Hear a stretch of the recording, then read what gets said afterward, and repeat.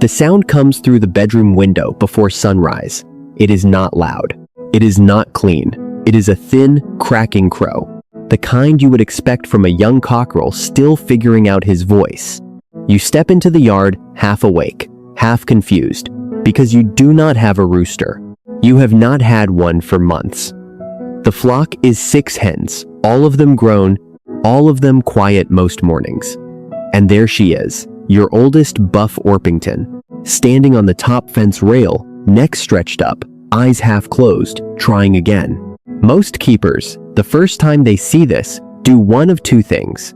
They laugh, film it, and assume their hen is confused. Or they start searching online to find out whether their hen is turning into a rooster. Neither reaction quite fits what is actually happening. A hen crowing is not a costume change. It is not a glitch. It is a real, documented behavior that sits at the crossroads of flock structure, hormones, age, and a small piece of biology your hen carries around every day without you thinking about it.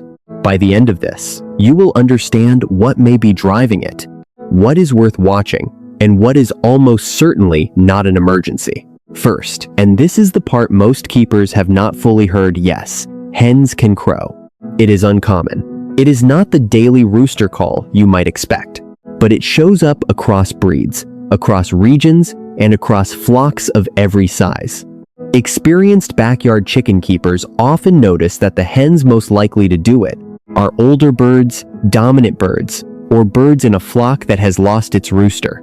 The crow itself usually sounds different from a rooster's quieter, scratchier, less rhythmic. Sometimes it is only a few attempts in the morning, then it fades for weeks. Sometimes a hen settles into the habit and crows most days for the rest of her life. None of that, by itself, tells you something is wrong. This is where the flock context starts to matter more than the sound itself. Chickens live inside a social ranking that quietly organizes almost everything they do. Who eats first, who roosts where, who watches for danger, who answers when something moves in the brush. When there is a rooster in the flock, he tends to take on a specific job.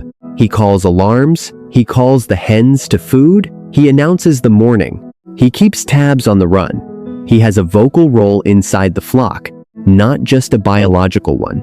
Pull that rooster out of the flock, and the role does not disappear. The job is still there. The flock still needs alarm calls, food calls, and a morning routine. And in some flocks, the highest-ranking hen slowly starts filling parts of that role herself. The crow can be one piece of that shift. That is why so many keepers first hear it after a rooster leaves sold, lost to a predator, or rehomed. The hen is not replacing the rooster as a male. She is filling a vocal vacancy in a flock that has gotten quieter at the top. Now we get to the part that sounds dramatic, but is actually pretty grounded. The biology underneath. A hen has one functional ovary, the left one. The right side never develops into a working ovary in most chickens. It sits there as a small piece of tissue, doing almost nothing for most of her life. The left ovary produces most of the estrogen that keeps a hen looking and behaving like a hen. If something disrupts that left ovary disease, a cyst, a tumor, scar tissue, or simply age slowing it down, estrogen production can drop. And when estrogen drops in a hen, that small right side tissue can sometimes become more active. The tissue on that side tends to produce more androgens than estrogen. The hen does not become male. Her body does not switch sex. But the hormonal balance shifts. That shift can show up in visible ways. A comb that gets redder or larger. Tail or saddle feathers that come in longer or pointier after a molt. A stronger, more upright posture. And yes, sometimes a crow. Poultry veterinarians often describe this as a hormonal change driven by changes in the ovary. Not a transformation and not a personality decision the hen is making. It is worth understanding because some of the underlying causes are simply age and some are not. This is the part where the story stops being a curiosity and starts being useful. Most older hens that begin to crow are doing fine. They eat, they drink, they move with the flock, they roost normally. The crow is the only odd note in an otherwise steady bird. That is the common picture. and it usually does not need anything beyond keeping an eye on her over the coming weeks.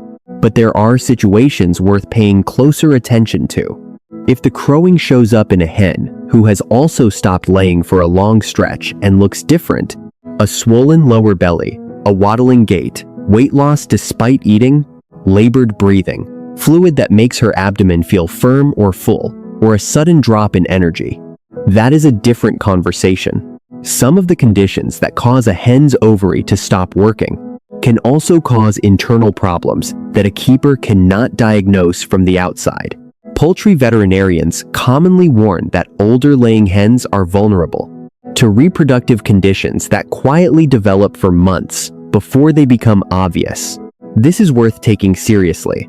Do not assume that a crowing hen who also looks unwell is just having a quirky personality change. Check her body condition, watch her droppings, watch how she stands, how she moves, and whether she still keeps up with the rest of the flock during the day.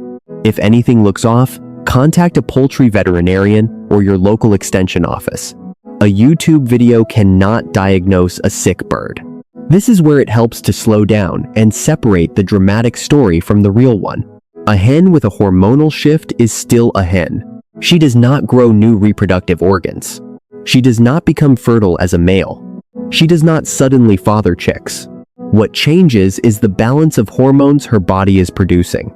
And that balance can be enough to push some behaviors and some feather patterns in a more male-typical direction. It is a shift in expression, not a change in identity. Think of it less like a transformation and more like a dial getting turned in a slightly different direction. The bird is the same bird. The flock is the same flock. The biology is doing what biology sometimes does in an older hen. That framing matters because the internet loves the wrong version of this story. Headlines about a hen turning into a rooster travel faster than the actual science. They make for great clicks, but they leave keepers expecting something that will not happen and missing the small, real, quietly important signs that are actually showing up in their flock. So when you hear that thin, cracking crow from the fence rail at dawn, and you look out and see your oldest hen with her neck stretched up, you are hearing something real. It might be a flock filling a vocal role that no rooster is filling anymore. It might be a top-ranking hen leaning further into her dominance. It might be a gradual hormonal change tied to age or to an ovary that is doing less than it used to. In some cases, it is 2 or 3 of those at once. It is almost never a hen becoming a rooster, and it is rarely an emergency on its own. What it is, every single time, is information. Information about your flock structure, about the age of your birds, about the social vacuum in your coop, and about the slow biology happening inside a hen you might have stopped paying close attention to. Tonight or tomorrow morning, do 3 small things. Write down the age of the hen that is crowing. Even an estimate is fine first spring, second year, going on 5. Just get it on paper. Note when she last laid an egg and how regular her laying has been over the past few months. Has it slowed gradually or did it stop suddenly? Then take a minute to think about your flock's hierarchy. Who is at the top? Who follows her? Whether anything has changed in the last 6 months, a hen lost, a rooster removed, a new bird added, a coop moved, a routine shifted. Those 3 pieces of information, age, laying status, and hierarchy changes, are what a good poultry veterinarian or an experienced keeper is going to ask you anyway. Having them written down before you need them is the difference between guessing and actually understanding what your flock is telling you. And if you have ever had a hen start crowing in your own flock, I would genuinely like to hear how old she was, whether she was still laying, and what was going on in the coop around the time it started. That kind of long-term keeper observation is more useful than most articles you will find on the topic.